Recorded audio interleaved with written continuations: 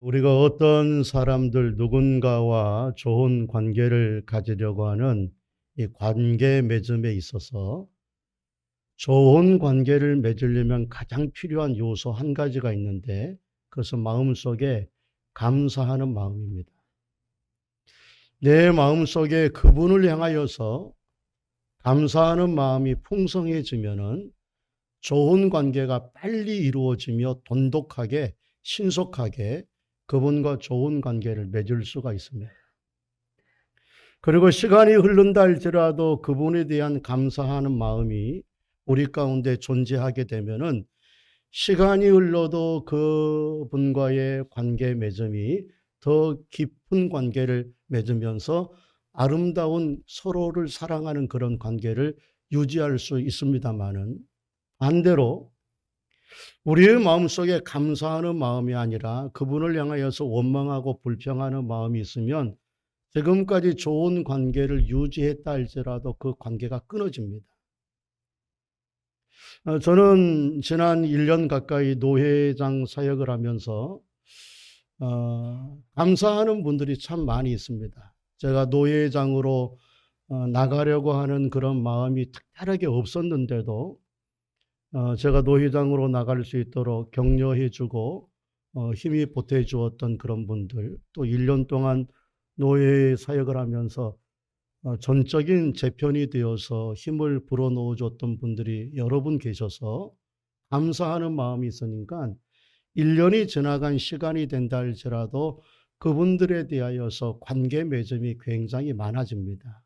차 한 잔이라도 더 대접을 하고 칼국수 한 그릇이라도 더 대접을 하면서, 물론 저보다 그분들이 보통 10년은 더 연세가 많으신 분들입니다. 어른들이 저를 좋아해서 어른들이 저를 많이 이렇게 격려를 해 주는데, 그래도 굉장히 깊은 관계가 맺어지는 이유는 그분들에 대한 감사의 마음이 있기 때문입니다. 그런데 어느 몇몇 분들은 그런 분들과의 깊은 관계 맺음과 같이 원래는 깊은 감사의 마음이 있었는데 계속해서 무엇인가 이렇게 반대하는 기류를 보내게 되면은 좋았던 관계들이 쉽게 깨어지는 모습을 발견하게 됩니다. 저는 그런 면에서 감사야말로 관계의 혁명이다. 감사는 관계를 맺게 하는 강력한 접촉제와 같다. 그렇게 말하고 싶습니다. 감사. 내가 하나님을 향하여서는 어떤가? 나와 하나님과의 관계 맺음에 있어서도 내가 하나님 앞에 감사하는 마음이 있으면 관계 맺음이 깊어져요. 예배를 통해서도 더 깊어지고 하나님을 향하여서 기도하는 그런 모습을 통해서도 하나님과의 감사의 마음이 하나님 앞에 있으면 하나님과의 관계 맺음이 깊어집니다. 그런 의미에서 사랑하는 성도 여러분, 여러분과 저희 마음속에는 지난 1년 동안 그리고 지금 이 순간에 하나님을 향한 감사의 마음이 얼마나 쌓여져 있습니까? 여러분, 저와 여러분이 하나님의 은혜를 기억하면서 감사하는 마음이 있으면 우리 장로님 기억했던 것처럼 선물보다 그 선물을 주신 하나님의 은혜, 나를 생명 가운데 살려주신 하나님의 은혜, 굽이굽이 고난들을 잘 이겨나가게 해주셔서 여기까지 오게 해주신 그 하나님의 은혜에 대한 마음, 감사하는 마음이 있으면 하나님과의 관계는 더 깊은 관계로 이어지게 될 줄로 믿습니다.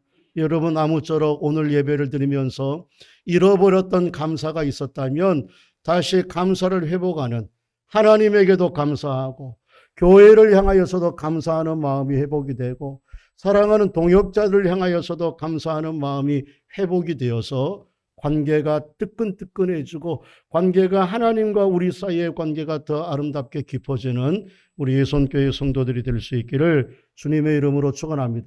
그런 감사하는 마음 때문에 예수님과의 깊은 관계를 지금 맺고 있는 한 여자의 이야기가 오늘 본문에 기록이 되어져 있습니다. 오늘 본문에 있는 말씀은 저와 여러분이 잘 알고 있는 한 여자가 예수님의 발에 옥합 향유를 깨뜨려서 향유를 발에 부어드리는 이야기가 기록이 되는데, 오늘 이 본문의 사건의 역사적인 배경은 예수님의 공생의 3년차 마지막 끄트머리, 마지막 일주일, 우리는 그 일주일을 고난주간이라고 얘기합니다. 그 고난주간의 때를 배경으로 하고 있는데, 예수님은 당신의 십자가에 지시는 이 사건을 주님이 이루기 위하여서 당신의 중심 무대였던 유대와 갈릴리의 사역을 다 정리를 하셨습니다. 유대와 갈릴리, 가버나움, 가나, 그 다음에 게네사렛 호수를 중심으로 하는 그 모든 사역을 다 마무리 짓고 예루살렘으로 이미 올라왔습니다. 그리고 이 일주일 동안 예루살렘에 왔다 갔다 하면서 마지막 사역을 하는데, 그 거처를 예루살렘과 붙어있는 위성 도시라고 얘기할 수 있는 가버나움의 나사로의 집에서 거처를 삼으면서 이 밤은 여기서 주무시고 아침이 되면 예루살렘으로 올라가는 그런 한 주간의 사역을 하던 어느 날, 그 일주일 동안 어느 날 예수님이 한 잔치에 참여하게 됩니다. 그 잔치를 배설한 사람은 옛날 성경에는 문둥이 베다니 시몬의 집이다라고 얘기하고, 오늘 성경은 나병 환자 시몬의 집이다라고, 베다니 나병 환자 시몬의 집이다라고 그렇게 얘기를 합니다. 성경은 구체적으로 이 베다니 이 나병 환자 시몬에 대한 이야기를 기록하고 있지 않지만, 신학자들이 얘기하는 것과 마찬가지 추측컨대 이 사람은 예수님으로부터 자기 나병 환자, 옛날에는 문둥병이라고 했던 그 병을 완전히 고침받아 인생이 새 생명의 인생으로 바꾸어진 사람입니다. 얼마나 감사하겠습니까? 그러니까 자기의 인생이 무너졌던, 나병 환자로 자기의 인생이 완전히 무너진 죽음의 인생이었는데 예수님으로부터 고침을 받아서 인생이 새 인생이 되니까 예수님에 대한 감사가 그 누구보다도 충만한 거예요. 감사가 충만하니까 자기에 있는 모든 것들을 잔치를 베풀고서라도 예수님과 더 깊은 관계를 맺고 싶어서, 예수님이 죽으러 올라가는 줄은 아직 모르면서 예수님이 가까이 왔을 때 자기가 예수님에 대한 사랑을, 감사를 이 잔치로 표현하게 됐다. 그래서 잔치를 배설하는 겁니다. 근데 그 잔치에 배설하는 이 나병 환자 시몬의 집에서 한창 잔치가 벌어지는 중에 돌발적인 한 사건이 발생하게 되는 거예요. 그것은 남자들만 모여 있는 그 예수님이 있는 그 방에 여자가 들어와서는 안 되는데 갑자기 한 여자가 들어와서 300데나리온이던 엄청난 값의 값진 향유를 깨뜨려서 예수님의 발에다 그냥 쏟아 부어 버리는 겁니다. 그리고 그 여자의 긴 머리털을 헤쳐 풀어서 수건 삼아서 예수님의 발을 향유로 닦아드리는 거예요. 그러니까 그 방에 있었던 여러 남자들 사이에서 이런 불만과 비난의 소리가 들려지게 됩니다. 저 여자 도대체 뭐야? 뭔데 저 여자가 남자들만 있는 방으로 들어와서, 아니 저 300데나리온 정도 될 만한 저 값진 것을 왜 저렇게 허비하여 버리는 거야? 라고 하면서 불만 섞인 원망과 불평이 쏟아지는 그때에 그 원망과 불평의 말 사이에 예수님의 인자한 음성이 들려지게 됩니다. 이렇게 말씀을 합니다. 우리 한번 6절부터 7절, 8절 예수님의 인자한 말, 우리 다 같이 한번 6절부터 8절까지 한번 읽겠습니다. 시작. 예수께서 이르시되 가만두라. 너희가 어찌하여 그를 괴롭게 하느냐? 그가 내게 좋은 일을 하였느니라. 가난한 자들은 항상 너희와 함께 있으니 아무 때라도 원하는 대로 도울 수 있거니와 나는 너희와 항상 함께 있지 아니하리라. 그는 힘을 다하여 내 몸에 향유를 부어 내 장례를 미리 준비하였느니라. 여러분, 우리는 먼저 이 값비싼 향유를 깨뜨려 그냥 땅바닥에다가 예수님 발에다가 부어 땅바닥에다 흘려버린 거예요. 저 여인이 도대체 정확하게 누구인가 한번 먼저 확인할 필요성이 있습니다. 결론부터 얘기한다면은 저 여인은 마리아라고 하는 여인입니다.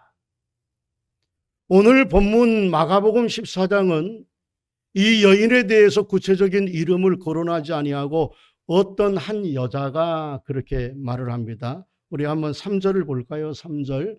어떤 한 여자가 그렇게 말합니다. 우리 다 같이 한번 3절 말씀 한번 읽겠습니다. 시작. 예수께서 베다니 나병 환자 시몬의 집에서 식사할 때 누가? 한 여자가 매우 값진 향유 곧 순전한 나드 한 옥합을 가지고 와서 그 옥합을 깨뜨렸다. 한 여자다라고 얘기합니다. 그러나 저 여자는 그냥 한 여자가 아니라 다른 성경에 보면은 저 여자가 마리아였다라고 하는 것을 요한복음에서는 이렇게 기록을 합니다. 요한복음 우리 12장 3절을 한번 볼까요? 요한복음 12장 3절 우리 다 같이 한번 읽겠습니다. 시작. 마리아는 지극히 비싼 향유 곧 순전한 나드 한 근을 가져다가 예수의 발을 붓고 자기 머리털로 그의 발을 닦으니 향유 냄새가 집에 가득하. 누구라고 얘기해요? 마리아. 아까에는 뭐라고 얘기했어요? 한 여자. 지금은 마리아라고 얘기하는데 여러분 마리아 중에서도 성경에는 마리아가 3명 등장합니다. 첫 번째 예수님의 어머니 마리아.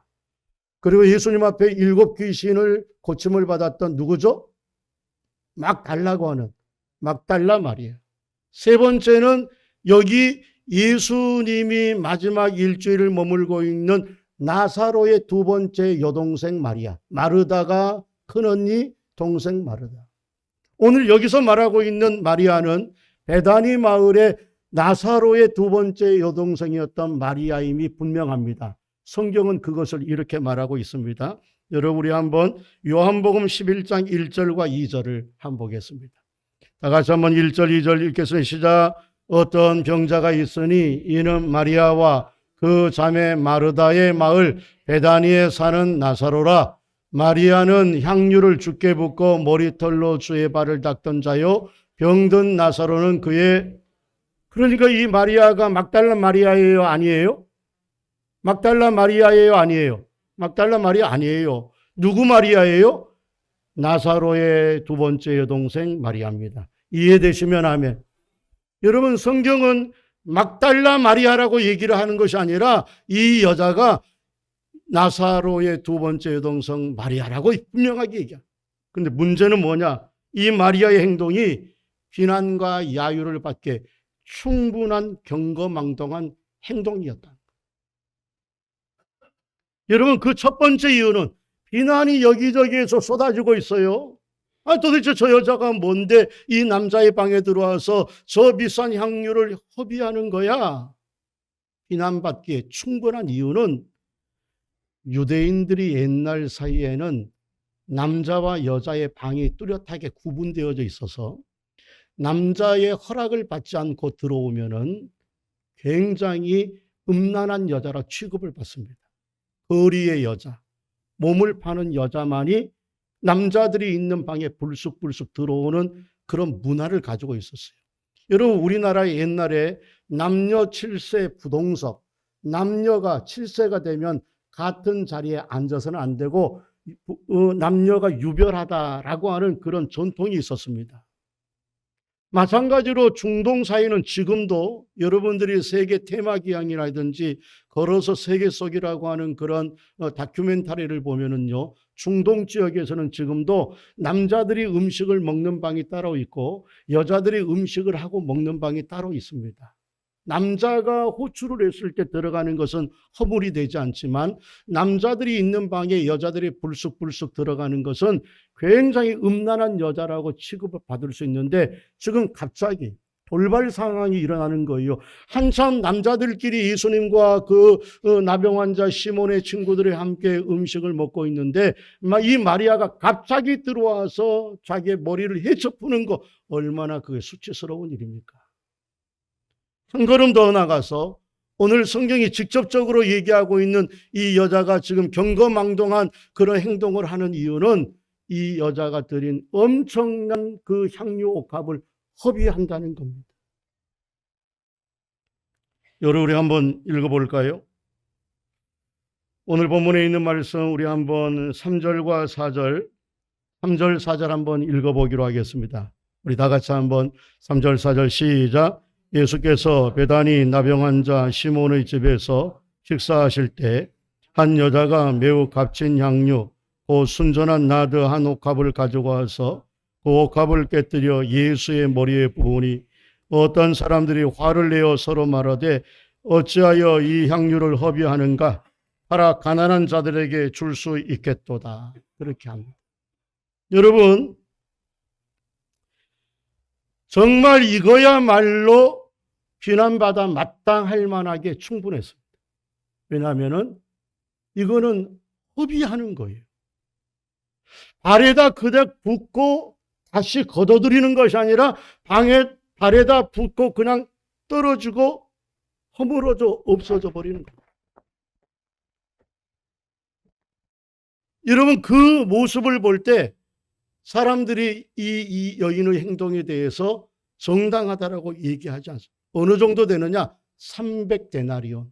잘 알고 계시죠? 한 데나리온은 남자 한 명이 일당 노동을 벌어들인 돈입니다. 요즘으로 말하면 한 15만 원 정도 되는 겁니다. 그걸 300을 곱해 보십시오. 1년 연봉입니다. 어떤 사람에게는 1년 연봉이 3천만 원일 수 있고, 어떤 사람은 5천만 원일 수 있어요. 어떤 사람은 7천만 원일 수 있어요. 그 엄청난 값을 그냥 한 번에 쏟아붓는 겁니다. 먹는 것도 아니에요. 그냥 발에다 붓고 향만 나는 것이고 땅바닥에도 없어져 버리는 것. 더욱이 오늘 성경은 한결같이 이 사건을 기록하고 있는 마태나 마가나 요한복음 한결같이 순전한 나드, 순전한 향유라고 얘기하는 100% 오리지널 향유라는 거예요. 그 값은 너무 비싸기 때문에 왜 오리지널이 중요하냐면은 당시의 사람들은 이 나드라고 하는 것이 너무나도 귀하기 때문에 100% 오리지널로 사용하지 않고 나드를 이만큼 부으면은요, 포도주를 섞어서 시신을 닦기도 하고 포도주를 섞어서 향유를 뿌리기도 했습니다. 워낙 나드 오리지널은 너무 비싸기 때문에. 근데 오늘 성경은 뭐라고 얘기하느냐 하면은 오리지널 나드 순전한 100%그 향유를 부어 드렸다는 거예요. 얼마나 아깝겠습니까? 사람의 계산으로 생각하면 목사님, 그렇게 전도해서 몇 명 전도해서 들어오지도 않지 않습니까? 인간적인 계산으로 생각하면 우리가 그렇게 계속 선교를 대주고 선교사님들한테 선교비를 대어주고 개척교회 하는 분들한테 개척교회를 헌금을 대어주고 우리가 그렇게 섬긴 듯 할지라도 교회가 일어서지 못하지 않습니까? 인간적인 생각으로 보면 허비예요. 그 돈을 가지고서 우리 성도들한테 쓰면 얼마나 성도들이 좋겠습니까? 여러분, 그렇게 충분히 생각할 수 있는 것입니다. 저는 오늘 본문에 있는 말씀 보면서 저도 인간적인 생각으로 하면은 이랬으면 얼마나 좋았을까. 이 여자가 그 300데나리온이나 되는 향유를 그냥 쏟아붓지 말고 밑에다 대야 깔아놓고 그 향유를 부으면은 한번 붓고 나서 B급이라 할지라도 그거는 워낙 비싸기 때문에 그거 모아서 당근 마켓에다가 팔면은 꽤나 비싼 돈을 받을 수 있을 것이다. 근데 그냥 허비하는 거예요. 여러분, 왜 그럴까요? 여러분, 왜 마리아가 그 어마어마한 순전한 값진 그 향유 옥합을 왜 깨뜨려서 땅바닥에다 그거 부어줬습니까? 그는 남다른 감사가 마리아에게 있었기 때문에. 예수님에 대한 남다른 감사.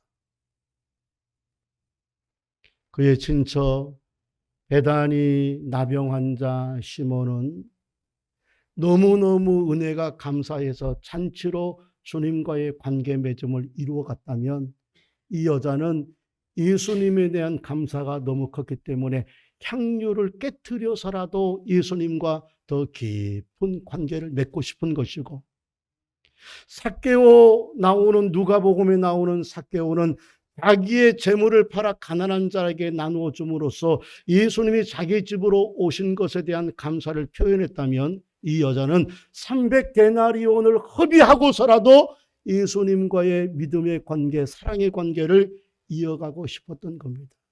사랑하는 성도 여러분, 정말 감사는 관계의 혁명이며 관계를 이어가는 강력한 접착제입니다. 감사가 회복이 되면 관계가 회복이 되는 것이고 감사가 무너지면 좋았던 관계라도 깨어집니다. 그런 의미의 사랑하는 성도 여러분, 하나님에 대한 좋은 감사의 마음이 회복될 수 있기를 주님의 이름으로 축원합니다. 감사가 회복되면 관계가 회복되고, 감사가 식어지면 관계가 식어지는 거예요. 여러분, 교회에 대한 감사도, 또 부모에 대한 감사도, 자식에 대한 감사도, 그리고 함께 살아가는 믿음의 동역자에 대한 감사도 여러분 우리 속에서 회복될 수 있기를 주님의 이름으로 축원합니다. 마리아는 300데나리온의 가치보다 예수의 가치를 더 귀하게 여겼습니다. 사랑하는 성도 여러분, 저와 여러분의 인생의 최고의 가치가 무엇입니까? 아마 이전까지 마리아의 인생의 최고의 값진 것, 마리아의 인생에 자기의 가장 귀한 꽁꽁 숨기고 싶은 값진 것이 아마 300데나리온 되는 이 향유 한 옥합이었을 겁니다. 그러나 이 순간에는 자기의 300데나리온 향유보다 더 가치 있는 것은 예수님이 더 가치 있는 것이었습니다. 왜냐하면 자기의 오라비를 살려주셨기 때문에. 여러분, 며칠 전, 얼마 전 마리아는 억울함을 가지고 있었고 예수님에 대한 불평과 불만을 가지고 있었습니다. 왜냐하면 어쩌면 예수님 때문에 자기의 오라비가 죽었음을 생각하고 있었기 때문입니다.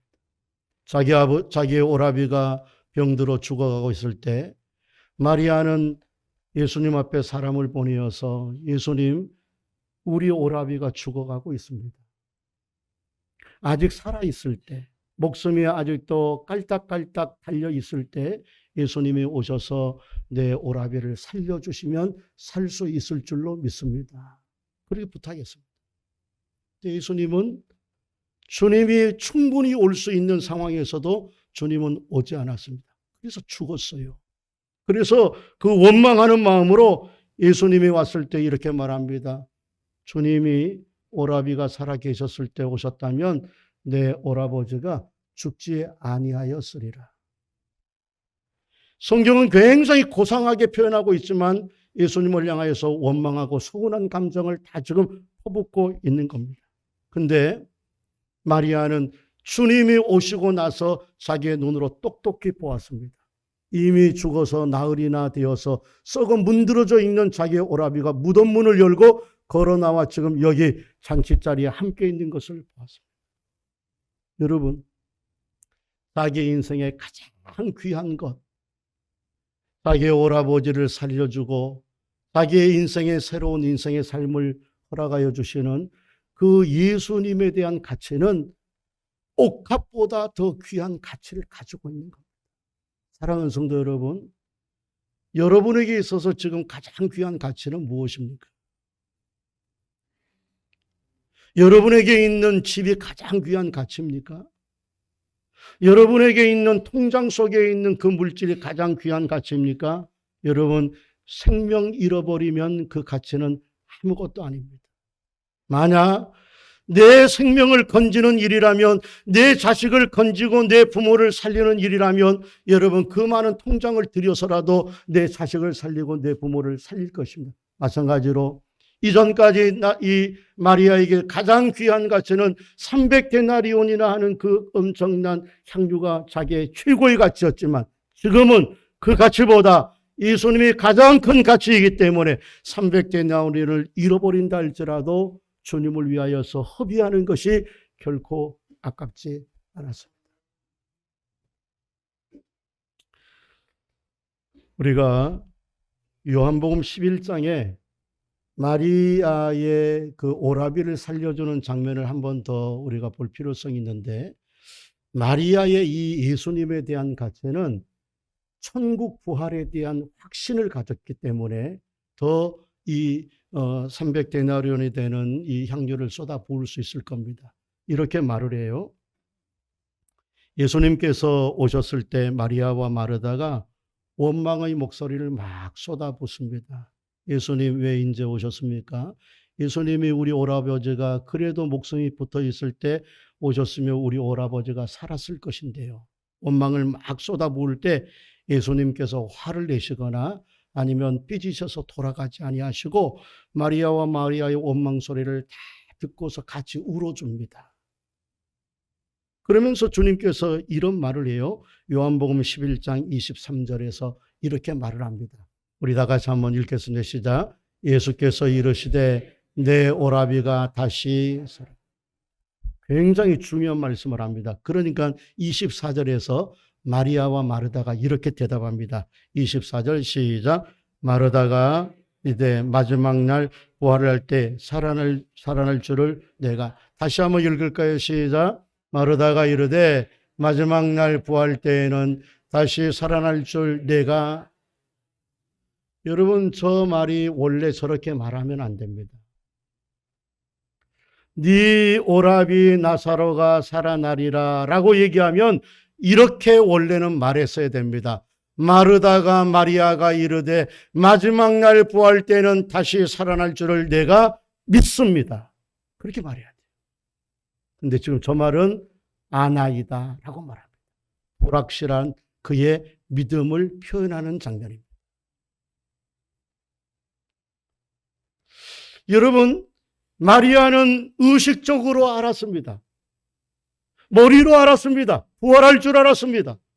그러나 그의 삶 속에 진짜 부활의 능력이 나타날 줄 아직도 의심이 있었고 미식미식거렸어요.